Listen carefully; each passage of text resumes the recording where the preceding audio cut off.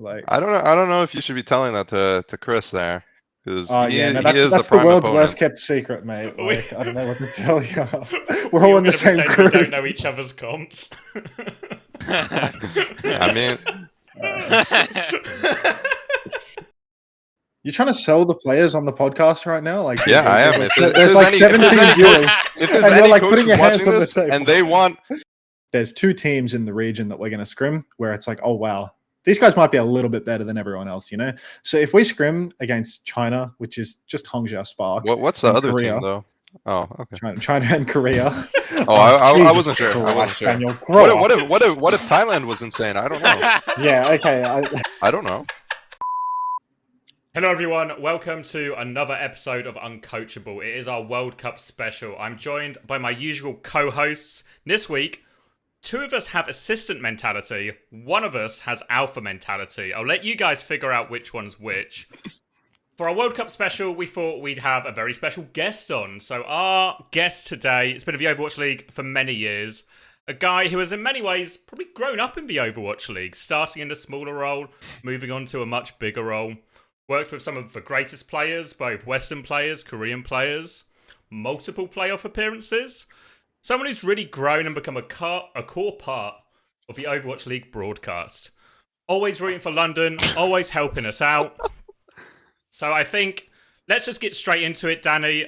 Give us your best and worst interviews from all of your time in the Overwatch League. My best and worst interviews? What is that supposed to mean? Hey, the favourite What do you mean? player you've interviewed. Who's been the favourite one you've interviewed over all this time? Wait, I hate to say it, but that's not me, man. huh? Huh? What do you mean? I think you might be confusing me with someone. I don't know. Just You're a slight not- chance. You're not Danny Lim. Oh my Oh. god! You guys thought I was Alright. Danny Lim. Yeah, this episode was gonna pop off, bro. People were actually gonna watch Yes. this one. Wait. No. Do you have a separate set of questions? Are you guys We're gonna have to ready scrap for the questions. Is it? What? Oh jeez. Could we maybe do a thing where because obviously we got loads of broadcast footage of Danny Lim. I could just get some VT of him, put it over the top. Danny, can you do an impression of the other Danny? And we'll just I don't know. we'll just run that. How's I don't your know. Korean? Actually, not bad. I did take a Yeah? Korean class in university, so Oh, really? I can. I actually know some Korean. We're back on then. Okay, Alright. let me say something in Korean. Go on. 안녕하세요. 저는 데니예요. 저는 캐나다 사람이에요. There you go. 반갑습니다. 반갑습니다. I got nothing. Is that right, Danny? My name's not. Danny. I'm Canadian. I thought it was Chris. Is it Imnida or is it Ayo? Probably don't need to discuss Korean on this broadcast. When my You Korean's don't not need like to. good either. No, I feel like our Korean viewers are gonna love this I always thing. thought it was 안녕하세요, Chris입니다. 영국 사람이에요. 반갑습니다. But maybe you're right. I'm sure someone in the comments will let us know which one of us has got the correct versus the incorrect Korean. Okay. If the real Danny was here, he would know. Oh yeah, you would help us there. You would help us there. So I guess you are Danny, the assistant coach of the Washington Justice. Yes, And that's from what me. I understand from Twitter, you are one of 5 people in the Overwatch League still getting paid as you are still employed by One of Washington. 5. Because everyone There's else has only been 5 let go in the league, right? But like Washington exercised Mhm. Flora, Teru, Alpha Yi, and you. Mhm. Yeah. And then someone else exercised people too, right? Kasaris I kept the job. think Kasaurus and Boston coaches, Moby. right? Moby, yeah. Just Moby, I think, yeah. Okay. So you're part of an elite crew of like Elite 10 crew. people who still get paid by the Overwatch League. Oh, paid. What do you mean Are by you not that? getting paid? Well, okay, so basically the system that we have is that I'm +1 for next year, but of course nobody knows what's going on next year. Nobody knows if there's a league or what. So actually I'm not getting paid right now. And I'm not going to be getting paid until the league starts. Until season So, 7. Season Did you 7. have to? I don't know. Did you have to agree to this? Yeah, I agreed. I was You just agreed +1. to be contracted But- for nothing. Contracted for nothing. I mean, I don't really have to do anything, and I talked to owner, management, everything, and if there is another team that's interested, I'm down to go. I'm good to go. Okay. So this +1 literally seems in every single way completely fictitious, right? Like, Yep.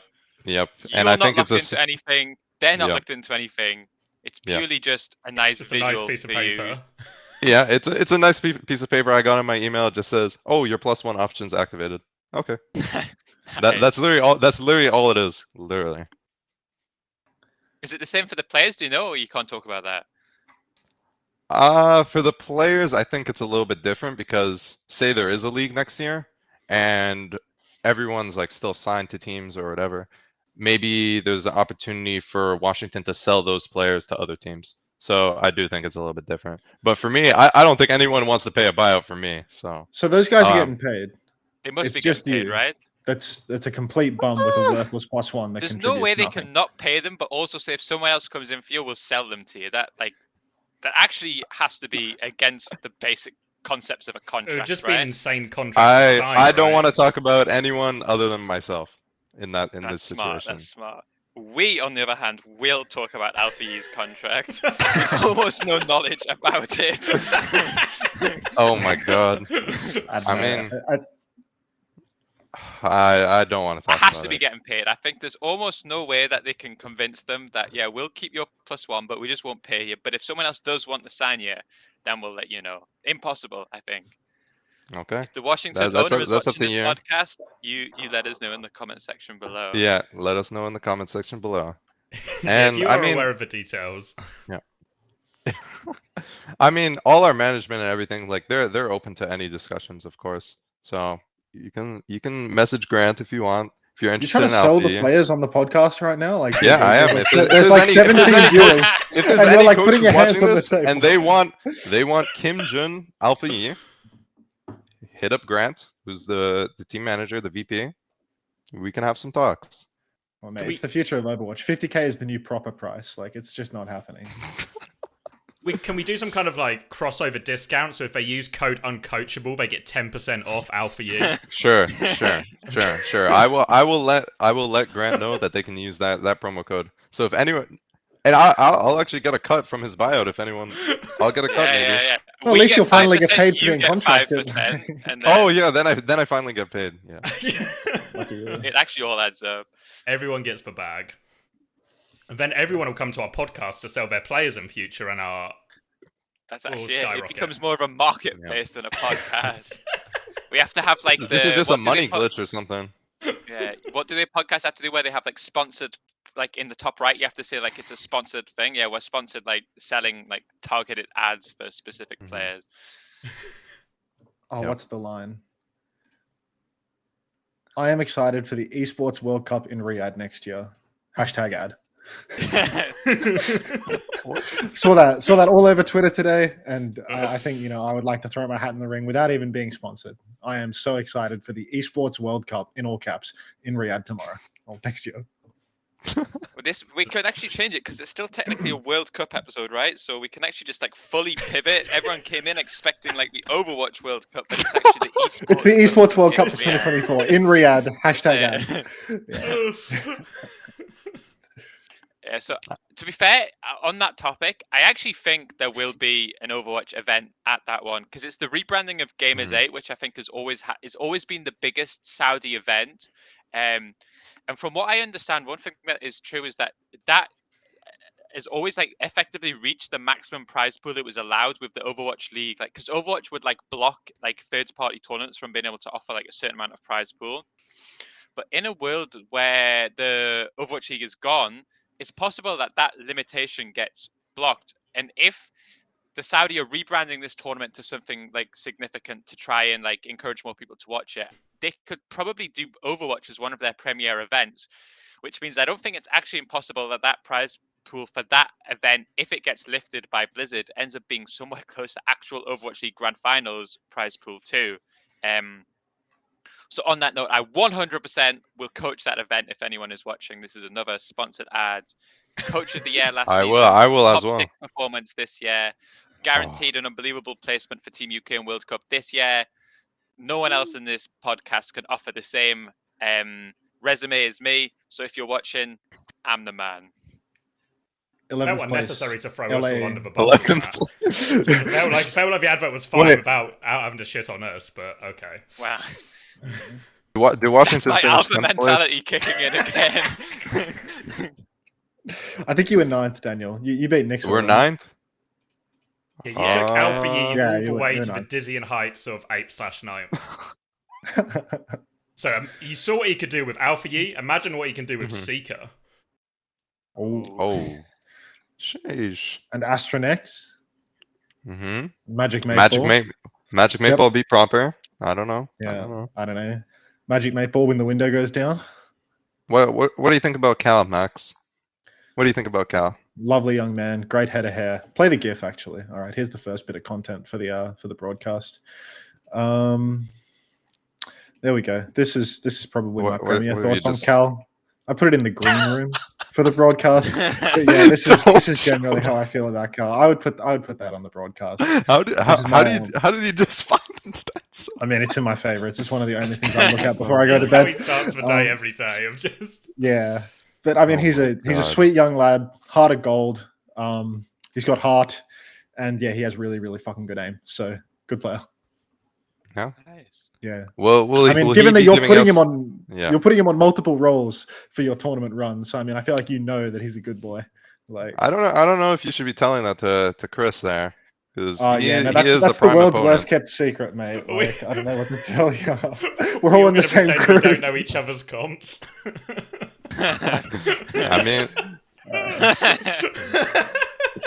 I'm a esports. You know, I'm- we're going to show up to the event and we're going to be practicing in a room with tents. We can just walk into the other team's little curtained off area and see their comps before the match. You can hear the enemy team communicating. So, like, whatever the other guys are doing, you're going to know, I'm going to Alariel, I'm going to Alariel. Like, you're not fooling anyone, What the right? player? I mean, it depends what language you know though. The more languages you know, the better. You know. With 3 You English guys speaking comment teams. French? Us? Well, yeah, Are you Canada mean- is like some No, French no, too, right? no, one on no. your team speaks any English. French. I mean, I speak French, and then Noxious knows French as well. So I mean, I can listen into the France comms. You know, maybe figure Yeah. something out. Oh, Nico's going to be at the event, isn't he?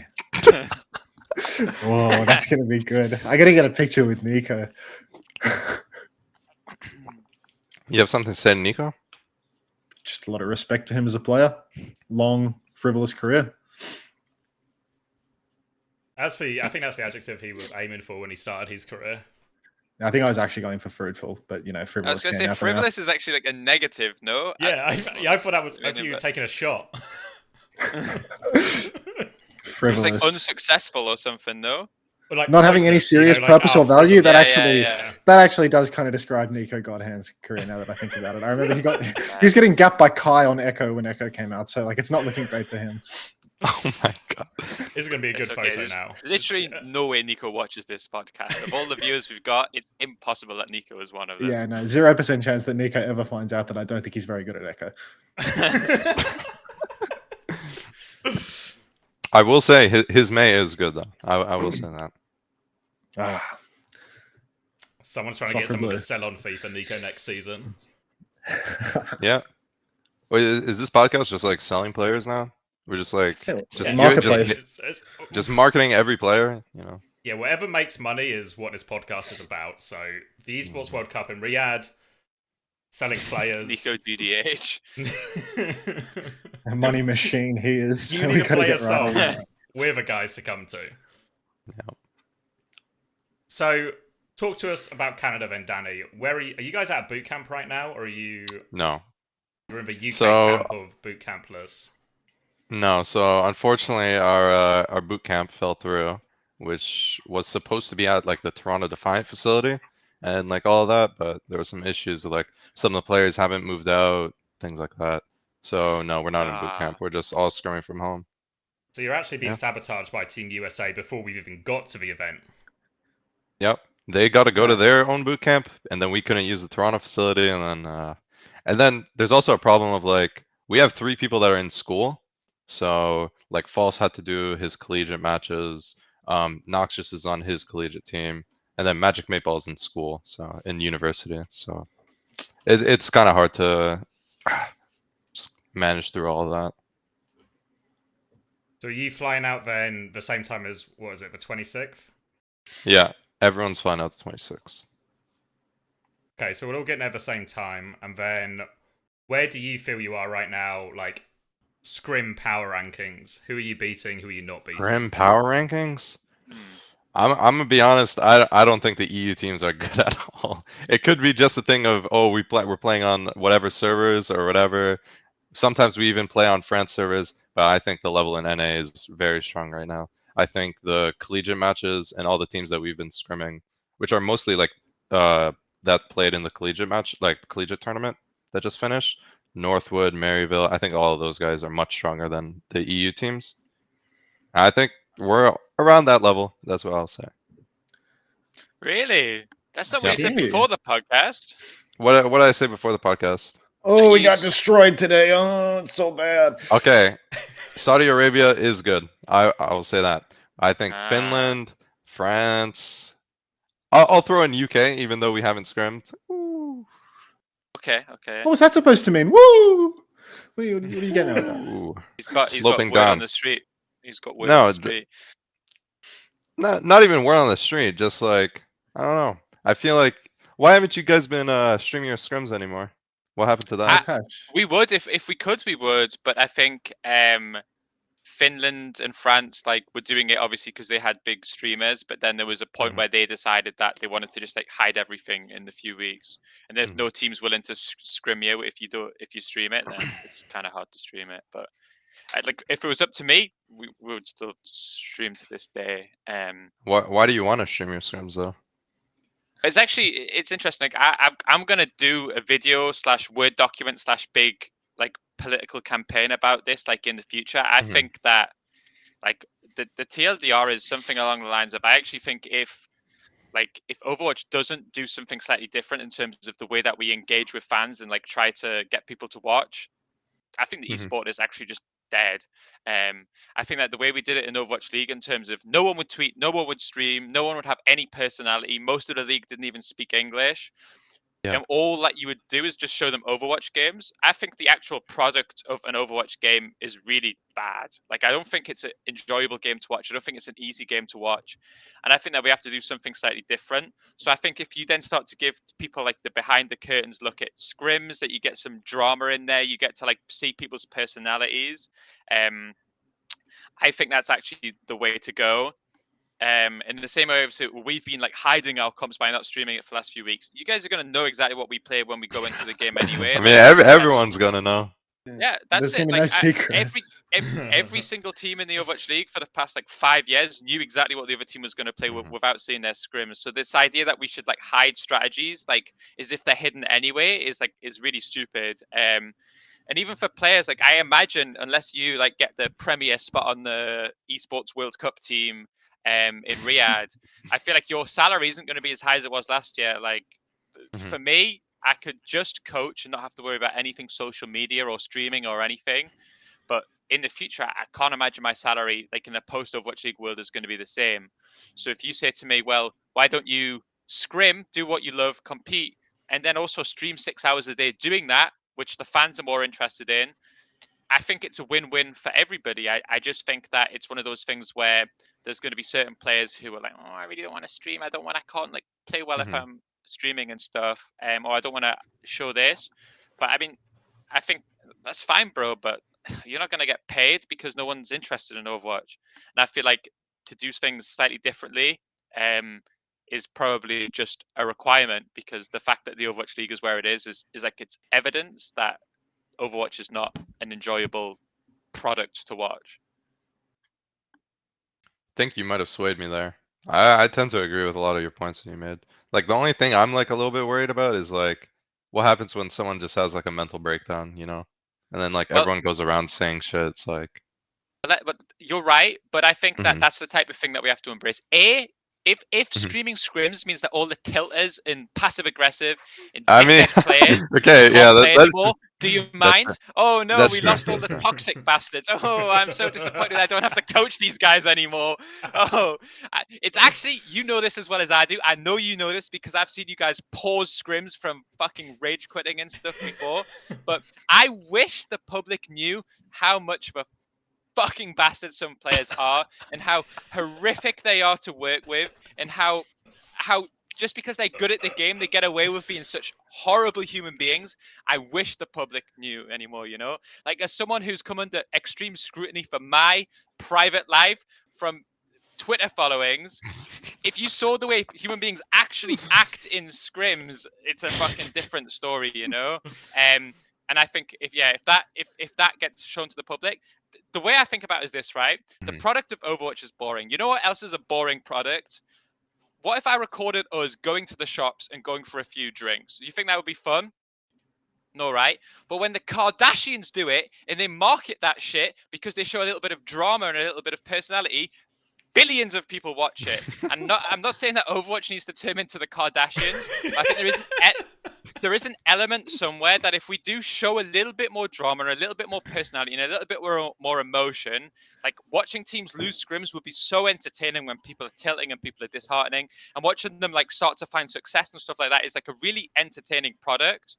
And I don't see that we can do what League of Legends does, which just do League of Legends tournaments and people are like, oh, that's quite fun to watch. Because I've spent more hours on Overwatch than presumably 99.9999999% of the population on planet Earth, and I find Overwatch games boring as fuck. You know, like even when I went to grand finals, there was a part of which like I should have stayed at the hotel room and done something else. You know, like I wasn't excited to watch the games. You know, and I was in theory invested as most people. Yeah, I think if it became a, Kardashianized kind of viewership, the viewer base would completely change though, because the way people view the players right now, I feel like they have this ridiculously idolized view of what the players are like. I think that's like you see it every year, like this new generation of young players come in and they're just like infantilizing these players. It's like you've got these 21-year-old Korean men and they're like, oh, he's so cute. It's like, oh my God, if only you knew. If only you knew. And I really do think that like if people saw what players are actually like behind closed doors, if you just open that door by just a crack, people would be mortified to discover what their favorite players are actually like. Like it would just completely change the landscape of who people like within the scene, because they would realize what people are actually like. It would be a disaster. But I suspect people would watch it. Oh, I do think people would watch it. I think so. I just think you'd alienate certain people as well. That's okay, like that's the way it goes. Like this is another one of the the things on my like PowerPoint that I'm doing. But if orgs are on the fence about investing in the future of esports in a post Overwatch League world, if you offer them all, every single one of my players is going to scrim 6 hours a day, but stream 6 hours a day. By the way, dude, those orgs are gonna it's gonna 100% sway them, especially if we can get like a situation where we get the sponsors of these teams, of the orgs on the broadcast, and if in contenders people are allowed to stream their POVs of officials, right? Because I remember Cloudy would do it. If that becomes the norm in a lot of situations, maybe LANs become the exception, obviously. If that becomes the norm in some of these situations, then I feel like orgs are gonna have a much better time investing their money into it. Well, I think a lot of orgs would rather all their players streamed all the time anyway. Most orgs, like for Cloud9, for example, just don't do it because they know it's an unreasonable request to go on top of all the practice anyway. But if you double it up, suddenly it's so much easier. Like during the season, how many pros actually stream regularly? Maybe a handful, like Pelican, Dante, maybe. Yeah, it's so hard too. You stream you scrim 6 hours a day, do VOD. It actually is tough to get a stream going. But if you're obviously streaming during that entire time, then you don't even have to worry about what you do in your spare time. So I feel like it kind of works for everyone. I do think it'd be very difficult for some personalities to buy into that concept. Like thinking about all the players I've worked with over the years, I feel like at least half of them would just be basically in the camp of no matter how much you try to convince them that it'll be good for their careers and whatnot, they will never press go live during a scrim because they just don't want people to watch them in that environment. They just hate that. You think of the guys that get tilted and go quiet quickly in a block. Can you imagine those dudes that don't like talking when they're frustrated, streaming that whole experience to other people? I think for some people, I get it, right? But then others, it's there's no way this guy has that dog in them. I struggle to believe it. I feel like for me, my political campaign isn't to get every player to stream. It's just for every team to allow their scrims to be streamed. So if you don't want to do it, I don't care. But I don't want to have situations where like, oh, we won't scrim you if you're streaming it type situation. And what will happen is the players who do have the correct personality and temperament to stream their scrims, everyone will look at them and think, oh, he's probably earning quite a little bit more money than me. Oh, even though I'm a shy guy that like hates to show my personality, my bank account doesn't really reflect how I want it to. And then you might end up enforcing a culture where, I mean, if you look at some other esports, right? Like I feel like Valorant, like Call of Duty, I feel like their pros have way more like outspoken like streamer personalities than our game, right? And I feel like if that has to be a contribution to like their success in some way or another. And I feel like if we can start to like kind of reward that behavior over just being silently good at Overwatch, then maybe that's a way that this thing can grow. Yeah, I think if every block had a streamer in it, then you'd have a very different level of engagement in the pro scene. But then like the past 6 years of Overwatch League have just like gradually killed engagement in the pro scene because it's made shit like co-streaming impossible, and it's killed all the other tournaments. So it's like all in on Overwatch League. If the Overwatch League product isn't fantastic, then like it just slowly whittles out. Hopefully with some third-party tournaments, people actually like come and watch, and people do interesting stuff with the tournaments beyond the tournament organizer. If there are like co-streams that people actually want to watch and things like that, then we could be in a better spot even if people aren't streaming their scrims. That being said, I am team stream scrims. It's just I think you've got to find like some sort of a creative solution, because I don't really believe that the majority of players will actually be interested in pressing the button. Yeah. It depends. I feel like it snowballs as well. Like if a few teams start doing it and start having success, then everyone's going to feel like... And what's probably also true is if this starts, being at the forefront of it is going to be way more lucrative than realizing too late and then tagging on at the end. Yeah, I guess so. But say you're Kevster or something. You think like if people started streaming their scrim POVs and then Kevster started doing it 2 months later, you think nobody would watch Kev because they're just completely locked in on S9mm? Like they're just Yeah, but most people aren't Kevster. Yeah, I suppose There's only one so. guy that's Kevster. It's actually Kevster. Oh, it's Kevster. I got it. I think what you can also do, especially like, let's imagine I'm like coaching in the European scene, and like I get a team that's on board with it. If I can then convince like one or two other of the top teams to do it, we can then start some sort of mafia where we refuse to scrim teams that don't allow it to be streamed, and then eventually you kind of like strong arm the population into it. I spoke to Cloudy a little bit, and I said to him, when you were like streaming scrims and streaming officials, like how was your viewership? And he says it's up. Like as long as they're doing it in English and not in Finnish, he says it's up, which I think obviously indicates that like that product itself is more entertaining to people than just him streaming ranked. And I think that that's like objectively what the scene needs. It needs some sort of growth. It needs to do something different, because it seems like people's enjoyment in Overwatch in general, but certainly in professional Overwatch, has not been growing for 6 years now. Yeah, they allowed. Sorry. No, you go. Oh, okay. I was gonna say they allowed streaming for this World Cup, didn't they? For the qualifiers, and I actually remember like that was like really, really good. Like I remember even like J3 and like Flats, all the streamers, they were doing interviews with all the players, and then like Team USA was streaming all of theirs. I'm sure the viewership was high there. I even remember like Cranjop was streaming. Yeah. Like that type of stuff. I think it's very good for the scene, personally. Well, that was where big inspiration came, was Cranjop's stream, because I was watching it and I was like, I found myself actively going through and watching like all of his stuff, and when they would lose, it was really entertaining, and when they would win, and like watching the emotions and all of that, like again, it's like the Kardashian theory, which like the second you show people's like raw like emotional, like you have to look at it and you have to say, why the hell are these Kardashians all billionaires when all they do is just get drunk, go shopping, and argue with each other? But there is something. Why did, when Cloudy got banned and all the drama with like the Saudi stuff come out, why did that get millions of tweets and millions of like comments on like Reddit and YouTube or whatever? And then when X releases a video like of actual like high quality like Overwatch analysis, no one comments on it, you know? Like it's because unfortunately, because X's content is dog shit. Why are we here? Why are we here? And I'm just gonna leave. Because I think human Sick beings of this just alpha mentality. naturally just gravitate towards drama, right? And I feel like we should not be afraid to give them more of that, because the alternative is we all go back to work a real 9-to-5 job, which if I can avoid, I'd like to avoid. At all costs. Yeah.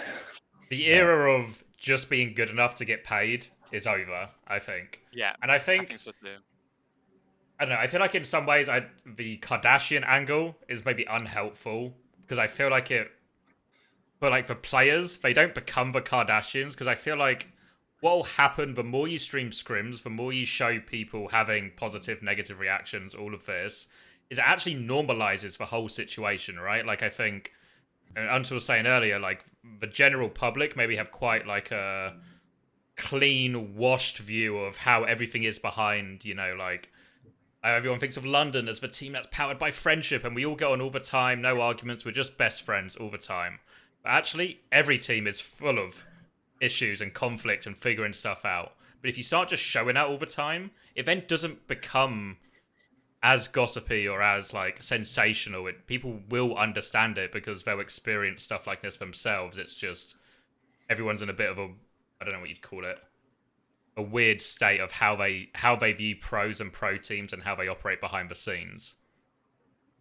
Yeah, I was gonna say, like, I feel like, you know, Hattie was saying he can't remember a bad memory, but like, I feel like every team I've ever been on is like, they're basically fucking miserable, like at least 60% of the time, you know, like even if you're winning everything, everyone is still just like constantly super stressed and super unhappy about something, you know, like you really need to be maintaining that 100% win rate all the time, which is completely impractical in order to actually be happy. You know, if you start winning a lot, then the goalposts just shift and it's like, oh shit, why did we lose that 10%? If you ever drop a map, like, if you ever drop a...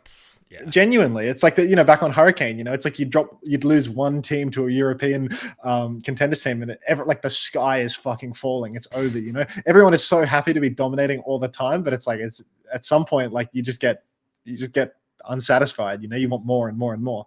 So if you're on the Washington Justice, then like, you know, you're never going to be happy, obviously, unless you really like ice cream. Yeah. Why do you have to bring up the ice cream? I watched the last episode. You guys were talking about ice cream. Why do you have to just? Why do you just have to? I don't. Okay. Any you just have to attack him. Just say, oh, he's getting ice cream for sure. An ice cream beat, yeah. Yeah, you should probably show this to the you know, to the broadcast so that there's some context there. I've put it in the green room for you, like the Jamie that I am. But yeah, thank you, Jamie. Just Wait, what is the reply under that? Yeah, for the audio listeners, I think was it Teru who did the original tweet? Yes, it's and Teru. there was obviously some drama about Get Amazed, which is obviously rare. That often doesn't happen. That never happens. So. And then there were arguments about like whether or not he's a good coach or not. And I think what Teru said was, oh, he's a great coach who really looks after us. Like if we have a bad day of scrims, he will often take us for ice cream and stuff, which is objectively like quite a nice thing for a head coach to do. But it's also very funny because whenever anyone fucks up in our scrims, we're like, oh, he's getting ice cream tonight. Yeah, you guys are just slapping us in the face. Poor guy. He just wants his ice cream. Stop hitting the ice cream beats like over and over and over again. It was just unbelievable. It's like Pavlovian, isn't it? If you keep giving someone ice cream when they fuck up the beat and they like ice cream, they're going to keep fucking up the beat because they like ice cream. He just keeps pressing the button. He wants the ice cream. Hit the ice cream button right now. I don't know about that. I am a bit hungry.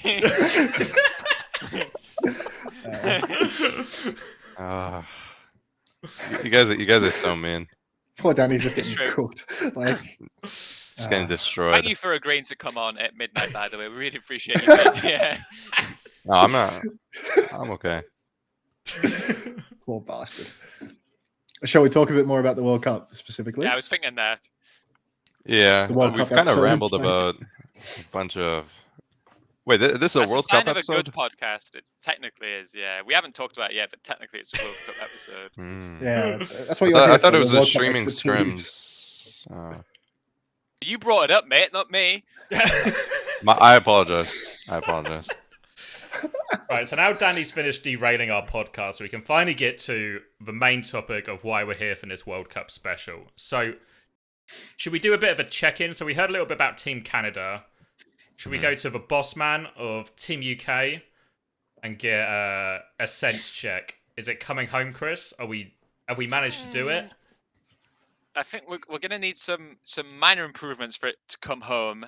I don't think we're too bad. I think we have like a decent baseline of theory. But I was kind of hoping we would be. I felt at least like internally with the roster that we had and stuff, like I felt like we would be better than we're showing right now. But one thing that was at least true for Team UK, which wasn't true for London, which is probably something that frustrates me, but I felt in the qualifiers, in officials, we actually always played better because it felt like all of a sudden that like 100% effort came out like all the time. Whereas I think scrims, at least with Team UK, like with London, it was almost the opposite, where we were so good in scrims, but like I was worried on game day that like it would get too much. With Team UK, I feel like we actually have quite a lot of like experienced players that I'm almost like worried the other way in terms of like sometimes if the scrim starts too well or too badly, that the last hour like ends up being like we need the perfect mix of like competitive maps where we sprinkle a few wins and a few losses to keep people going. If we win the first two easily, then it's over. If we lose the first two hard, it's over. But I think we're okay. Like I feel like we're on a similar level to maybe like Saudi, Finland. Like I feel like Europe in general, from our perspective, seems relatively close. Like the 5 teams that we scrim against, like it doesn't feel like there's like one team which is way worse than the others. So yeah, I think we're okay. I think that you know, Danny, remember last time we met in real life? Do you remember? What happened? What happened? The after party of Toronto. What did I tell you? I remember you were sitting something, and then you said, "Am I gonna like outcoach you or something?" Yeah, what you did is you came over to me and you were saying, we're going to fucking shit on you in the World Cup. I think you'd have 1 or 2 beverages and you were like, we're going to fucking shit on you in the World Cup. And I was just like, yeah, I think you're right. Like, I think you're probably just like going to coach gap me and it's going to be really difficult. And then you start to really go hard. It's like, you were like, fuck you. You don't play these mind games with me. Fuck you. So, okay, I'm going to be honest. I hate playing against your team. That's why. But I apologize. No, it's Why fine. are you apologizing, man? Stand by your word. Like, Yeah, it's actually unbelievable. Be a man, Well, Danny.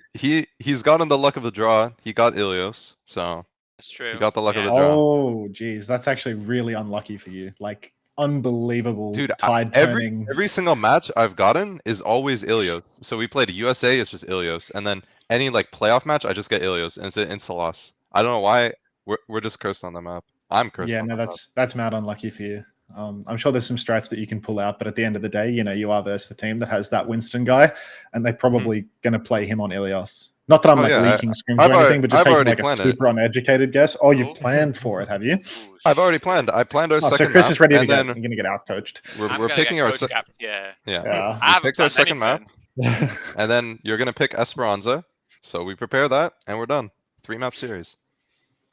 Interesting. Very interesting. Change your map pick, Chris. Take it to New Queen. Like New Queen, and then you want to play against the Canadian team on New Queen Street. That's a problem. Always worked for me before. We have a pretty good record of beating Toronto in Toronto. Yeah, Toronto. Oh yeah. I do remember that. I do remember that. So I can keep the good times going. Yeah. Speaking of good times, is it my turn? Yeah, let's go to Team Australia for some good news about the dominant teams in your region. What's going on in that region? Well, look, I think Australia is in a little bit of a different position to you Europeans and North Americans, because Australia, it's like there's 2 teams in the region that we're going to scrim where it's like, oh wow, these guys might be a little bit better than everyone else, you know. So if we scrim against China, which is just Hangzhou Spark, what's the other team though? Oh, okay. China and Korea. I wasn't sure. What if Thailand was insane? I don't know. Yeah, okay. I don't know. So as I was saying, China and Korea are just head and shoulders above everyone else by like an absolutely ridiculous margin. Really? Like it's just not even close, right? Like they are. You are just brain. Yeah, unbelievable. And then we have like Thailand, Japan low, which is kind of like where Australia is, right? So, you know, we can like trade blows with teams like Thailand and Japan, but it's really hard to know where these teams rank up compared to your EU and your NA basically. Because my feeling, having seen lots of play in EU and NA over the past few years, is that the Thailand Japan low is probably a little bit of a lower level than what you're going to see coming out of Europe and coming out of North America. But I mean, I'm happy where Australia sits in that section, and I feel that the team, like, our initial goal was to qualify for the event. We qualified. So then, you got to shift the goalpost. We're like, okay, let's make it out of groups, or at least, make UK look dog shit on the way down. So I'm pretty happy with how the team has progressed over time. Like we start out and it's just absolute rubbish because nobody's been scrimming or anything like that. And you see like a really consistent trend line of improvement, like people are actually doing well. So I'm happy with that, but I'm not expecting Australia to roll into the event and just start fucking dominating China or Korea or anything like that. We're definitely here on the assumption that, hopefully one of UK or Canada is just hopeless because, there's a chance, right?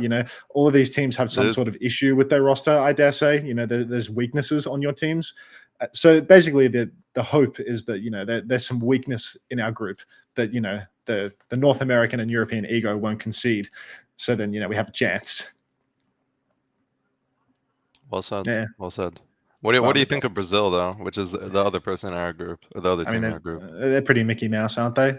Mickey Mouse? Do you think you can beat Brazil, though? Do you think you're above Brazil? I would fucking hope so. Like, come on. But should we jump in and do a bit of a mock bracket then? Make our way through the groups. Is that something? Okay. I've literally made a spreadsheet. Oh wow, it's already shaded up. Oh geez. Already shaded up. So should we just go A, B, C, D, start with alphabetical order? Always been a pretty consistent one through history. So we just need to do like a skip on our group though, because we're just gonna rank ourselves at the top. That's pathetic otherwise. Well, would you really rank? You think you're gonna finish first in the group? I'm not gonna say that we're finishing last. Like, get out of here. I felt like last week we got Hadi on and we made him power rank the people in this call. So I really feel like for us to power rank each other in the call too, it seems like it's something that we got to do. I feel like we can't avoid it. Okay. Let's at least put it off for a second and let's tackle Group A, which might actually be super straightforward because it's South Korea, Colombia, Finland, Mexico. I think this one's a bit tough. I'm not too sure. I don't know. So Korea, Finland, and then the other two. That's probably where I would go to. Yeah. Oh, wait, I should have asked this before the podcast as well, but I asked Tasmo and he didn't respond to me, so it's really Tasmo's fault. But isn't this bracket for quarterfinals right, or did they change it? I will send you it. It changed recently. Because the Wikipedia had it listened as like Group A and Group B are on the same side of a bracket, but I thought that felt like a weird move. So the way it's going to work is for really whoever wins our group gets to play Finland instead of Korea, which is presumably going to be quite a nice thing. Whoever finishes second in our group gets the Korea quarterfinal, which should be the tough one, which obviously makes that Ilios map extremely important as long as Danny really cracks it down in terms of like a I've already admitted defeat. I already admitted defeat on Ilios. I'm ready for map 2 and I'm ready for Esperanza. Got it. That's confidence. That's it. That's what we like to hear. Right. But then I think the way it's going to work is after quarterfinals, you're going to flip the bracket. So I think for us now, it's going to be something like if whoever wins our group gets past Finland, then they're going to play against the USA, presumably. Yeah. The Group so D the semi-finals, Group C second. Yeah. I think the assumption is that like the big three, which is USA, Korea, China, are just going to win all of their games until they play one of like each other. Which means that there's the one slot left in that top 4 for like Finland, Canada, or UK or Australia, to be able to take, and then we'll see. I think it should look like this then, right? So then Group A winner and Group B second play each other, and they'll play the winner of Group C/Group D, right? Which is why we can get the China-South Korea semi-final. Yeah, that's right. Yeah, okay. All right. And is it just single elims? So one of those two teams is just going to get cucked out of good placement money?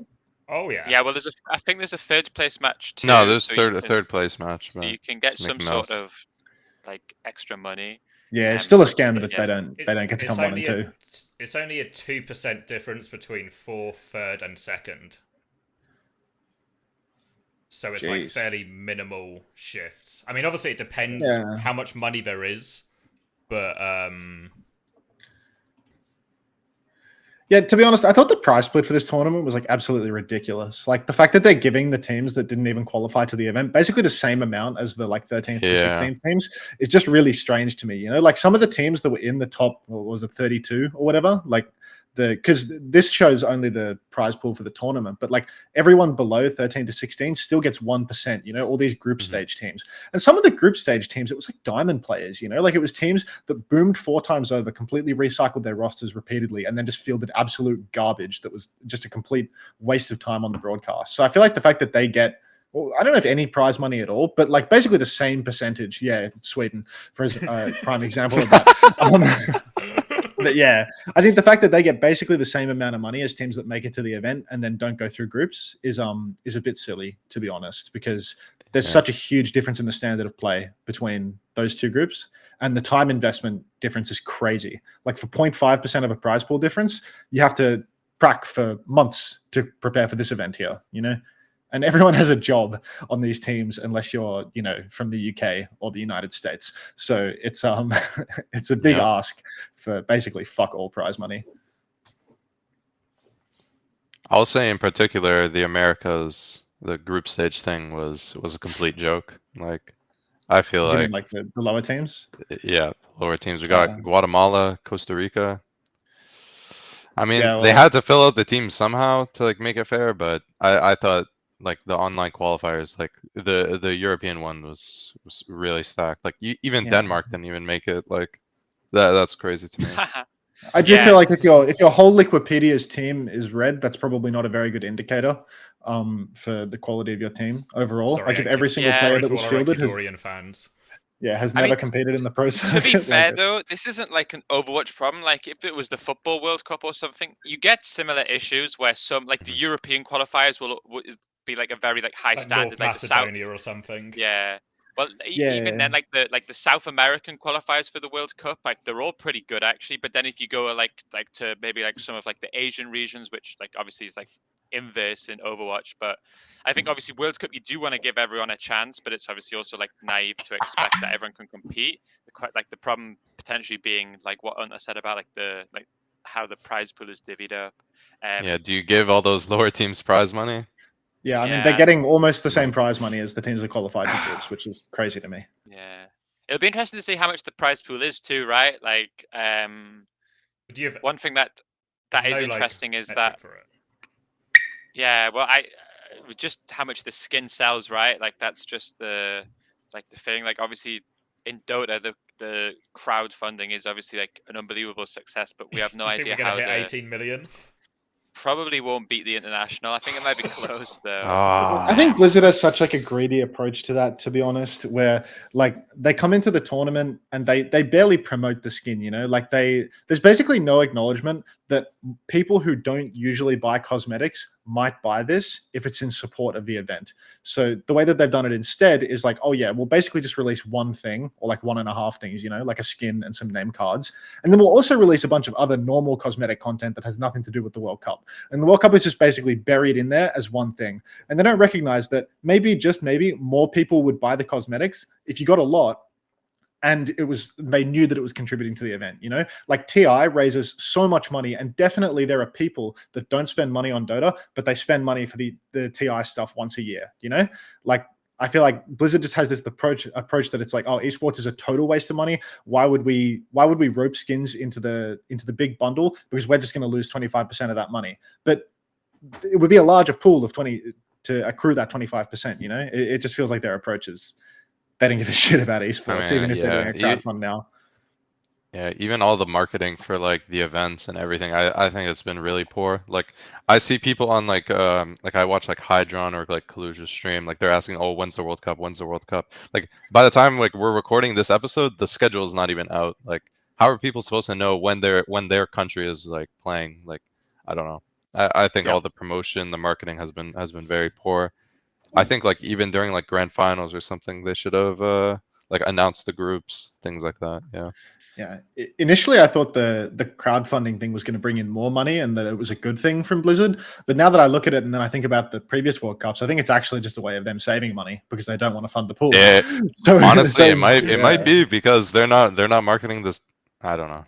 I think the prize pool will be smaller than before from the looks of it, to be honest. Yeah, well, it is interesting to think about, right? Because I think actually historically the World Cup has always been quite a well-received event, right? Like in terms of viewership's always been really good. Like I think maybe a lot of the dreams that they had for the Overwatch League in terms of if we regionalize the teams, like people get behind them, it has felt like World Cup historically has always outperformed like contenders or anything. Like even I'm sure the peak for Overwatch esports in general is World Cup, not Overwatch League, right? Like I'm sure one of those original years the viewership was absolutely insane on World Cup and like people were like super invested into it. And if there is a post Overwatch League World coming up, it feels like one of the like most important esports events of the year will be the World Cup, right? Because in theory it brings a lot of traffic. So it does feel like Blizzard had an opportunity here to like really test how like feasible this model was and like if it's something that they want to keep doing year on year. But yeah, I agree with you guys that it hasn't felt like they've maybe been as motivated to make it a success as maybe we would hope, you know? Yeah, I mean, there is still the thing that Blizzard is basically running on like a skeleton crew at this point because they just there's all the they're just firing layoffs, everyone, right? Like the people that are organizing the World Cup are like, it's largely people that were involved in Overwatch League organization as well, right? Like you see the people that were in the Discord for the Overwatch League, they're in the same. They're in the World Cup one too, So I imagine lots of people that were involved in content promotion and whatnot for the Overwatch League are similarly unemployed right now for the World Cup. So I don't know. I have a pretty pessimistic outlook on how much money they're trying to put into the game and how much they're trying to actually promote this stuff. And then apparently Microsoft isn't fantastic with esports either. So, now that acquisition's actually gone through. But hey, we got rid of Bobby Kotick, there's a plus. I don't know. Maybe it's because there's like a transition period where they're just trying to not spend money unless they really know what they're doing. And then I guess the best thing will be if viewership is still quite significant for this one. With it, it'll be back on Twitch and stuff too, right? Like it was the previous one, but yeah, I think we just got to see. Yeah, I think in theory there is like, because there's an expected drought of content, right, with no Overwatch League or anything, now I don't know if this event starts to also actually just feel a bit more special as well. Like it feels a bit like it could potentially be like one of the last Blizzard run events, or it adds a bit of like prestige to it and that isn't there. And it's like the first one in what, 4 years? Yeah, it's been 4 years, yeah. Yeah, like my theory or my copium is that like if Overwatch League dies, then Blizzard will try to be hands off, but they will still run maybe 1 or 2 events a year. And I think one of them that they will do is the World Cup, and then maybe there'll be some sort of like gauntlet type thing where they like all of the like contenders or like whatever the equivalent of like regional scenes come together. Maybe they do it in partnership with like the Esports World Cup, like unironically, and then they run some sort of like massive event there where like the Saudis can run like a huge part of like the production and stuff, and then they see how that goes. But my feeling is that them bringing back World Cup wasn't just because they fancied bringing it back, but actually that they look at this and think, if we're going to save so much money with not having Overwatch League and we still want to run some sort of event, that this becomes quite a nice way to promote Overwatch every BlizzCon, and it maybe comes back as like a regular yearly thing. Yeah. Should we continue our bracket, by the way? I feel like we didn't actually, do it. Let's go to the World Cup. In conclusion, South Korea are getting out of Group A. Yeah. So then we move on to the big group. So I feel like there might be some bias in this call, but we can probably all agree Brazil are coming last. Yep. That's confident. Yeah, works. That's the easy bit. And we can probably also all agree Team UK are coming first. I was thinking Canada first, and then it's Australia and UK fighting for the second seed. Personally, really? You think Canada first? Yeah, I want to believe that. Even with the fact that Ilios is the first map in the first 2 Mickey Mouse. Actually, that is like an enormous help to UK. Actually, so Yeah, maybe that's a lie. I don't know. All right, let's because of let's do it like this. Who votes that out of the four of us, we all got to do a vote. Who votes that Australia will finish third in the group? Just out of vote. Yeah, so you're like I've just been dominated, right? Like, I mean, yeah. you don't like There's just democracy, bro. You don't like democracy like I said, anymore? you know, like What's- this system was just never going to work. Like, it's going to be impossible for me to escape third seed with you. It's cockheads literally in the court. democracy. All right, Like, all right. Okay, So, so we're the underdogs. It's established. So Who how, wants- how who- do how do we do this? yeah, well, who thinks that UK will finish first in the group, and who thinks Canada will finish first in the group? Unter, raise your hand. There you go. This Yeah, is you're why up. democracy doesn't work. This is why. This is why we need a change. So, does anyone have a coin on them? No. Okay. How about this? Not broke. If either of us gets second, we instantly lose to Korea, so it doesn't matter. And then whoever gets first, I think confidently beat Finland, and then lose to USA. So it doesn't Really? actually You matter. think confidently beat Finland? Yes. So you've had like I mean, one scrim this- versus the Finns where they're at a ping disadvantage and you're ready to just take it to them, you know? Actually no. Blizzard have We taken played out on France. Finland's knees, you know, like they've Musk got that dog in him, bro. Blizzard have removed the captain, the leader, the legend from Finland. So I think they're a shell of their former selves, you know, like they don't have the guy there anymore. So I mean, I thought I they think were. I their think it was system's Sigma, good. man. Like, isn't Yeah, Vestal like- I like think- good at Sigma? Like that. Surely that's a good thing. Vestal is good. For them. Vestal is good, but outside of Vestal, who do they have? Sana and who? Masa. Sona Massa. Who's their And other then DPS? Cloud. who are He's not Cloud? bad. who's the rest? And who's their Bapper? is it like Mick Boring. G? Mick G. Big Okay, makers. that's a little bit less reassuring. Yeah. So At least it's I not like the agree. Zaryan replacement. Yeah, I agree in terms of like the actual importance of the World Cup for us. I think that Canada game actually has like really significant ripple effect in terms of Yep.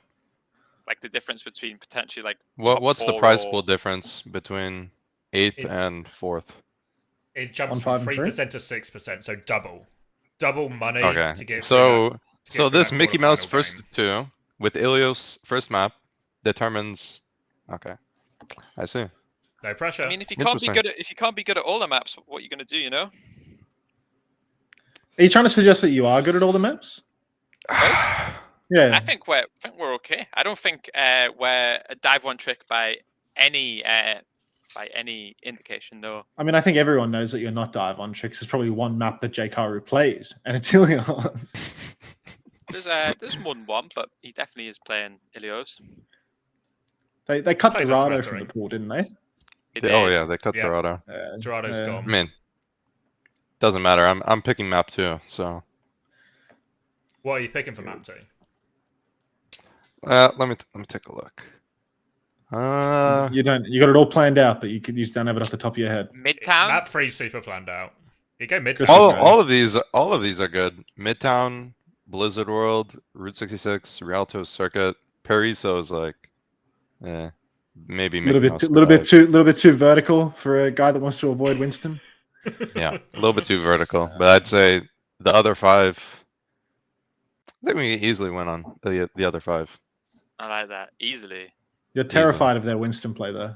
Like J. Karu Yeah, is just like the best white boy to ever play Winston. Apparently, now like there's just fucking. fear Does in he your have the eyes. Anaheim buff with like Gushue and everything? I think so. I think they're gonna meet beforehand, and he's. I don't know. I'm yeah, not sure he's that just gonna- having a hard. They're gonna hold gives hands you the buff. and get the buff. It's gonna transfer from hand to hand. Yeah. Oh, I think so. jeez. All right, next Hunter- one. What's- Oh, we're gonna continue on this. Okay, I was gonna No, ramble on go. something crazy. You've I was derailed gonna the ramble podcast on, plenty, so like- keep derailing. Okay, my apologies. But No. do you think when everyone gets together and scrims like Korea and China that the meta is gonna shift, or do you think people are actually gonna stick to their guns, I mean, like stick to a rush? surely comp instead? everyone knows that Korea and China are just playing fucking dive everywhere because they're APAC teams. Mhm. So I would be shocked. don't think if that- any. Yeah, if any. I don't think the meta European will teams- change. Yeah, they scrim China, and they're like, "Oh yeah, we should play dive." Actually, Okay, this is like the way. no, The teams in I don't know. North American Overwatch League have Korean tanks. The teams that play dive in Overwatch League, they have Korean tanks. You know, they have massive Korean influence. When you've got a bunch of white boys in a room, they ain't picking dive. Like they're just like, True. yeah, let's go back brig Sigma and just fucking bunker down, boys. Like we got this. Cuffer not got it in him. Cuffer loves to jump. He's a white boy that can jump. You know. I've seen we scrimmed some of like we scrimmed Mexico, we scrimmed Spain. Like they have some interesting things going on. They can. Yeah. I don't think they're gonna win any matches, but they got some interesting compositions. We'll say that. I just want to know what Brazil's up to. Brazil. Yeah. Can They all just look make that our Wikipedia enemy? pages, so that means they're formidable. So. Yeah, we've really written off Brazil, but it's not impossible they actually take the first seed. That would be the real irony. I'll give them third over Australia, but I don't know. Wow. You think Australia are going to lose every single game in this World Cup? It's first to I can two, say Mickey it. Mouse. It's first to two. We got them for Ilios, so you know. You have Ilios too. For Brazil, yeah, which I think I'm happy with. You know, I think I'd rather take Brazil on Wait. Ilios than UK. Okay, I don't for know an who's on example. Brazil. Sorry. So Retired really player don't. that formerly played for War Dogs and retired player that formerly played for War Dogs. Yeah, Brazil seems to be bringing out a lot of people from retirement for this World Cup. War Pigs, not dogs. My mistake. Sorry, Brazil. God, I hope they come There's a last. significant number of retired players in this Brazilian roster, so they've really brought back a lot of the greats for this one, so it's on for them. Yeah. Yeah, William's got a weird looking flag on his Wikipedia for someone playing for Team UK. Yeah. You ever heard of what the about most, Kronos? We have the Welsh most flags, man. Like, for a come on. national team ever. Actually, It's actually so bothersome the way that the UK gets to have more than one. Like it's like EQO smurfing on Colombia or whatever it was. You know, it's like something isn't right here when I look at the team list. True. He's Oh, they not coming changed now, him. is he, Right? He's- EQO? Yeah, no, because Yeah, something's happening in Israel right now, so the guy that lives there can't move. Yeah, everyone else is very symmetrical. Yeah, Australia had a UK flag actually, but had to put him in reserves. All right, let's do Group C. He's our UK Group guy. C. So what have we agreed on for Group B? Is it Oh coin shit, flip? we didn't agree. Yeah, we've actually just I actually had democracy a coin has somewhere. failed us. I had one. We need a Oh, wait, I dictatorship. probably have So a coin. as the I can get alpha a of the group. I mean, I can I've got a flip this coin. pack of tissues. All right, I've got a I'll coin. coin I've it. got a coin. Heads I've got a UK wins, tails Canada wins. Heads. Fuck. Wait, which way around That was means it? we win. Wait, Oh, yeah, I nice. don't remember. Oh yeah, I think Okay. it's I don't remember what UK's was what. yeah, UK's first. All right. Right, sorted. So then, all right, Canada here. Let's put UK here. Feel good about that one. All right, Group C. This is the China group. So this is actually we're gonna have to rely on Unter's expertise for relative power levels. Who's that? China. Who's Hong that? Kong, Who's that and in Thailand. fourth? Thailand. Thailand. Okay, China, Thailand, Hong Kong, Spain. I actually have no idea about Spain. Wait, isn't Spain sick? I haven't Spain seen are pretty at all. Isn't decent, Spain meant to be actually. good? I Yeah, think they Spain- Okay, have like then yeah. all right. not too I'll put bad, Spain actually. above. I'll put Spain above Thailand. Then I don't think Thailand's making it past Spain. And Hong Kong definitely lost. Oh, Hong Kong. Hong okay, Kong- so Spain second. Hong Kong over Yeah. Thailand? Absolutely, yeah. Hong Kong's dreadful. I'm not super. I'll be honest. I'm not super familiar with any of the Hong Kong players. Yeah, no, we're in like mystery territory. They've got IRP. Maybe you know him, the Moira guy from North American Moira Ladder. player. Oh, Yeah. I do know him. I don't Yeah, play a lot of so the that's- American ladder. That should give you an indication of how strong Hong Kong is. I see. Was Yep. Thailand's the team that had Tita Watt head coach, right? And then Tita Watt subbed himself into the starting. Yes, he's lineup. become a player because I think Calvin is like a 30-year-old man with a job and kids and a life and stuff, and like he's had another kid or something, so now he can't play.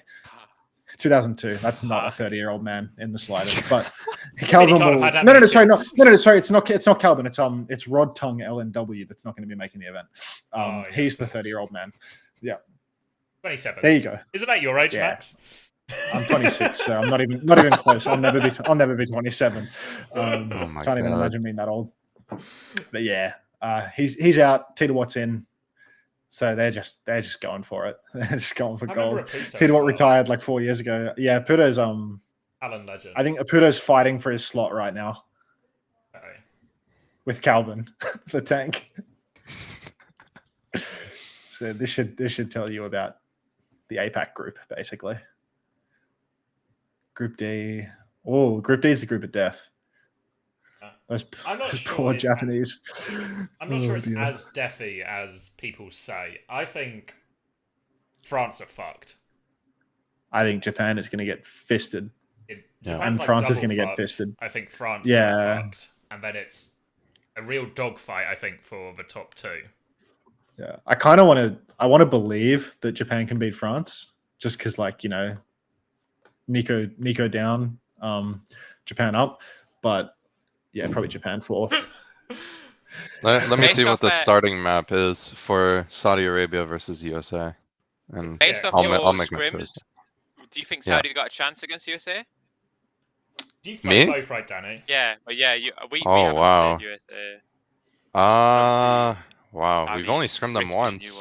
I don't know. We haven't scrimmed USA in a long time. Like they did, like they were like coming from their boot camp and whatever. I would say, I think it's a 3-mapper though, for sure. Yeah. But I think it goes to USA just based off of how they play in a match. I would say 3-mapper. Let me find out what the first map is. Yeah. If Saudi win that match, then all of a sudden for UK and Canada, there's like a route to grand finals, which looks like that would be absurd. It's really on. Yeah. Yeah. We can actually make this side of a bracket all European. Yeah. Yeah.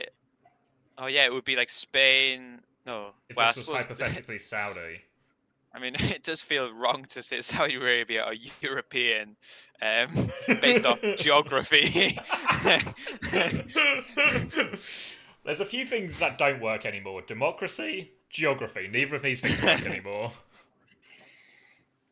Okay, the first map is Samoa.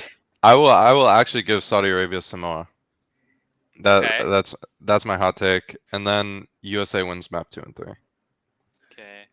But that could be like I think that's the my UK prediction. versus Canada and then the US versus Saudi are like the two like really big games in the group stages. I think everything else there's probably room for an upset like here or there, but I think the rest of it looks like relatively foregone, I would say. Okay. I really don't know who can upset. Like Australia? I guess France or Australia would be the teams in their respective groups, right? Yeah. And then if like a Japan or Thailand can take a game off like a Spain or a France or something, maybe isn't outside the realms of possibility too. Mm-hmm.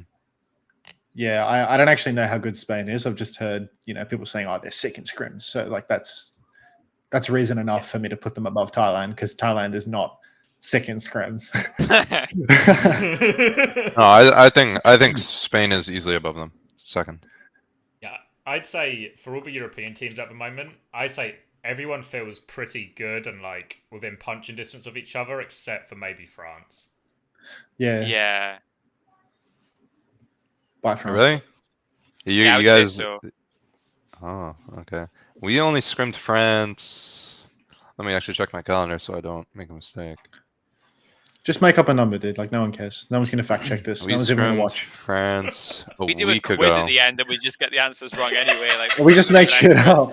You just make shit up? We literally gave Dia a championship ring, last week. Yeah, the guy literally got sent a ring in the post last week. He's like, huh? Sean Miller Friends was ring watching of the week, podcast like. and was like, wait, we forgot to send one to Dia. We scrimmed them exactly a week ago, and I thought France was like pretty bad, but they took I think it was a 4-2 scrim. I think it was. Oh, that's not a good sign. That's Yeah. actually Really? not A good sign. Two maps from. Not Really? good.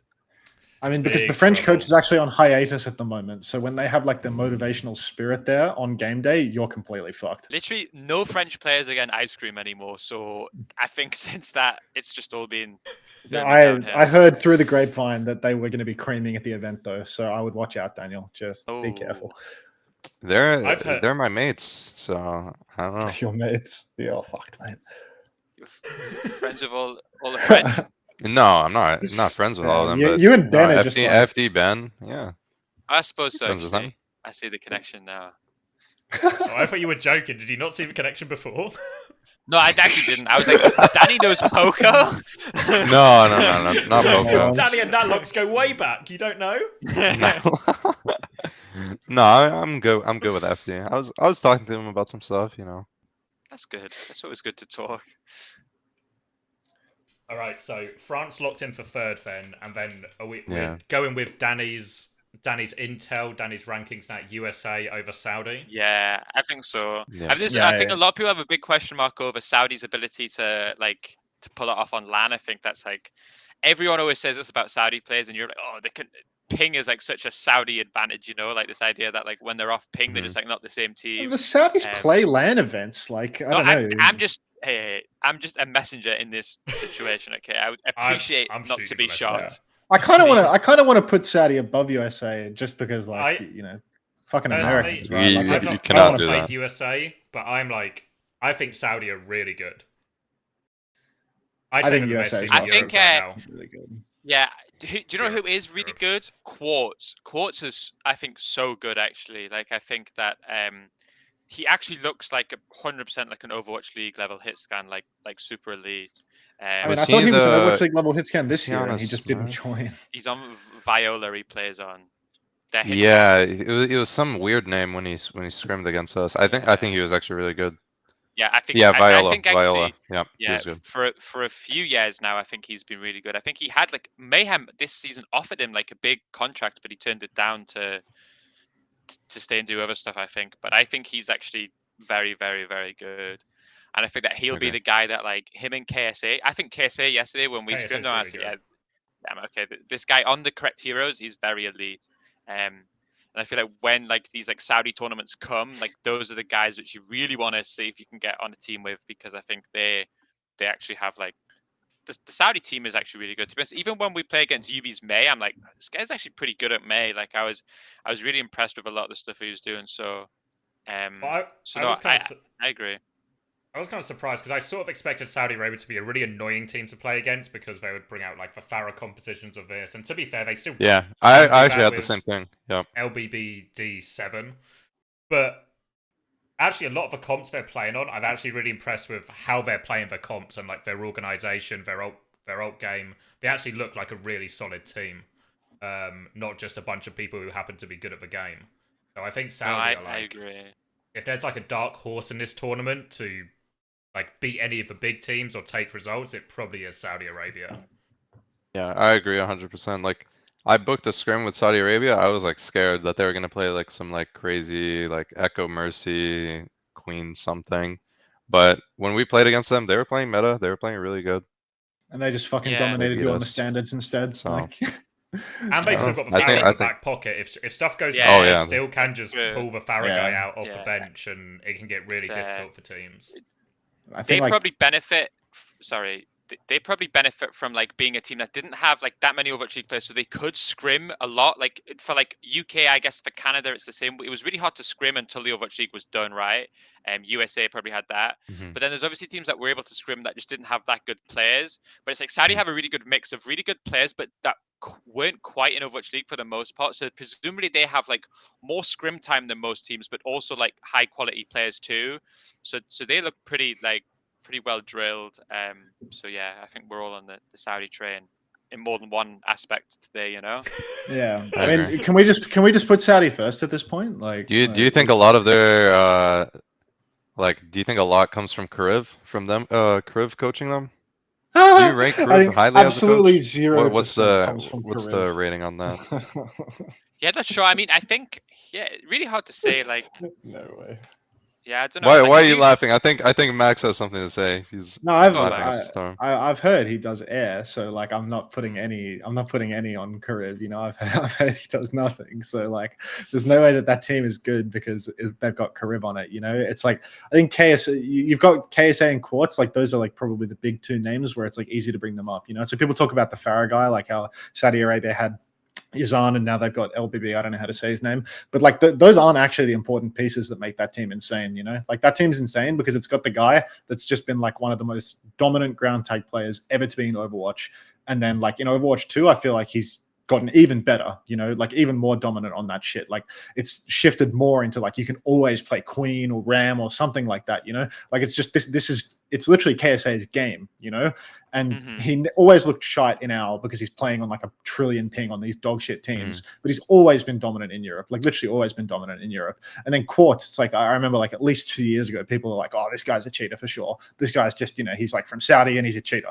because like he's no way. And it's like, you know, that's the start, that's the beginning of like any good hit scan player's career is being accused of cheating.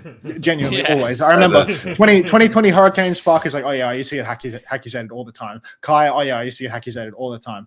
Even Aspire in 21, probably not a great name to use as a reference for people. But you know, if we ignore the bad stuff, when that guy was coming up through contenders, again, he wasn't friends with the people. He's a 4.7 player on ladder that gets accusated. Everyone hates him because they think he's a cheater. And then it turns out, no, actually just really good at pointing and clicking the mouse. So I think like KSA and Quartz, like they're both super strong talents that have just been like, just not in OWL for like no reason at all, basically. Quartz is 2005. Wow, I did not know that. He could have been an OWL this year. He turned down like I think 2 offers. I think so too. Yeah. So like I think those two guys they make that team genuinely insane. Like really, I really agree. strong. Yeah. I'm not sure about the main support on that team because I think he might be a bit like Mercy one tricky. Yeah, Haku.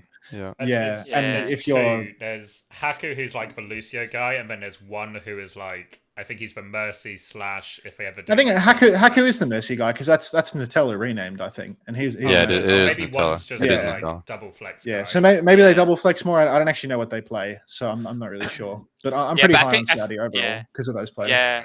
And then obviously Majed is like a really competitive player, like Overwatch League player. And then UB, when he gets to play like the correct hero, seems to be also really good. So they actually have like a really solid roster for this meta. So that being said, I still think they're second in the group. I still don't think it's enough to beat USA, but I can be democracy'd here. Yeah, I'll put Saudi first, but are we 2-2 then? Danny, what's your USA? No, USA give Saudi second. Give Saudi second, but I think the series between them and middle. We're gonna need that the coin. All right, I've got another coin. Flip the coin, and then forget system. what denotes what.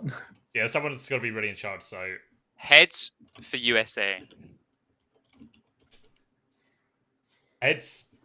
Oh, sorry, Saudi. Jeez, luck is not an. I don't know. I don't think you can. It messes up the bracket too hard if you put. South Korea, China, and USA on one side. That's crazy. That's literally crazy. So let's move on to the quarterfinals then, because again, even without the USA, this side of the bracket starts to look pretty rough. So the first semi-final is South Korea against Canada. So Danny, you're going to have to do a mighty sales pitch to convince us of this one. Lijiang Tower. We could take one map, and then. You're not taking Lijiang, mate. And then Lijiang. I don't think you win in Lijiang. Okay, like, I had to make something up. I had to make something up. Grow up, you're getting slaughtered. Bear in mind, like I had to make something up. South Korea have literally just got the band back together from season 5, and it's just Dallas Fuel.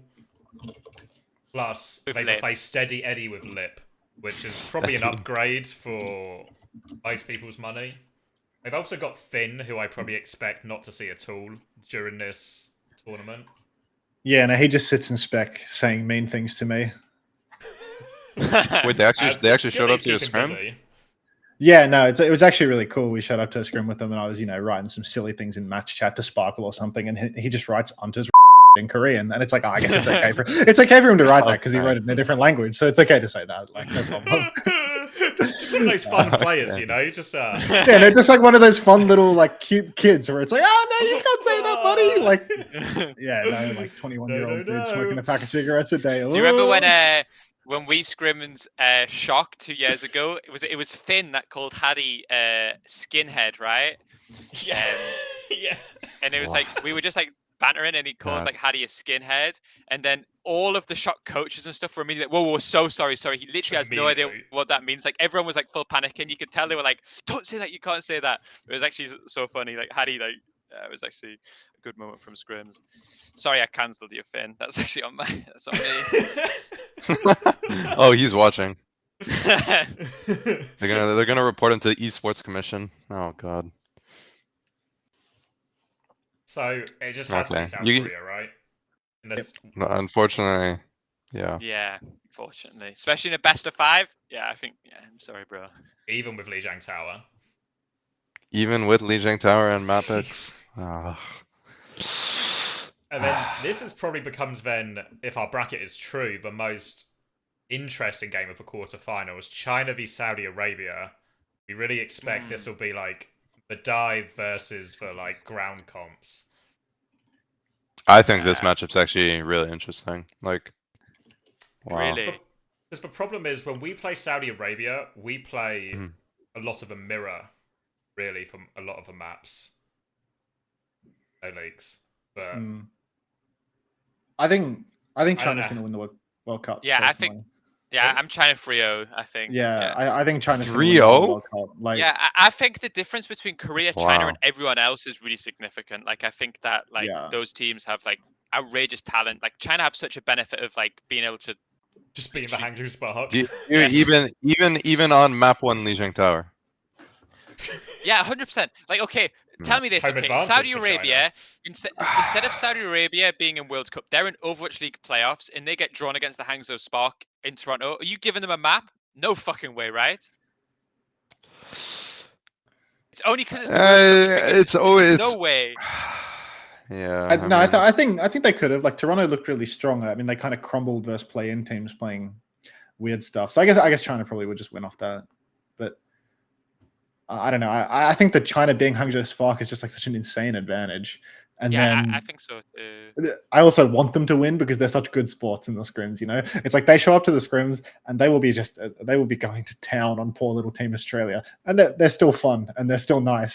It's like, you know, if you ask them to play something just for a laugh, they'll do it and they'll fuck around. You know, like I like that. I like them from a personality standpoint, because they're actually fun people to have in the lobby. You know, like they continue to book scrims with us and they're friendly, and it's like they're actually a good time to be in the lobby with. Whereas if you scrim Team Korea, it's like I think Sparkle might be the only personality in the room. All business with Team Korea? Yeah, no, it's all business unless it's Finn calling me in Korean, so that's cool. That's actually you guys really don't want to give them one map?